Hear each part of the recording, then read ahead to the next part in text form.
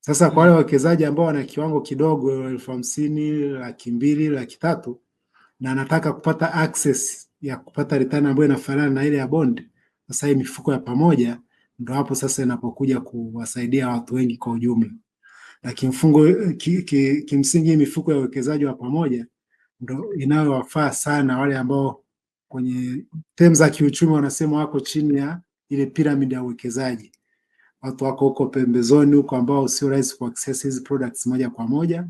Lakini vile vile mifuko ya uwekezaji wa pamoja inakuwa ni vehicle nzuri kwa yule mtu ambaye anataka kuwa na regular savings scheme. Kama unafanya biashara yako, at the end of the day ukipata 10,000, 20,000, unataka uitumbukize sehemu ambako unaweka akiba, lakini vile vile unapata access ya kupata return ambayo inakaribiana na vile viwango vilivyoko kwenye bond au hata kwenye hisa. Kwa hiyo tumeona ni katika jitihada za kuwapa wale wawekezaji wigo mpana wa kuweza kupata sehemu ya kuwekeza pesa zao.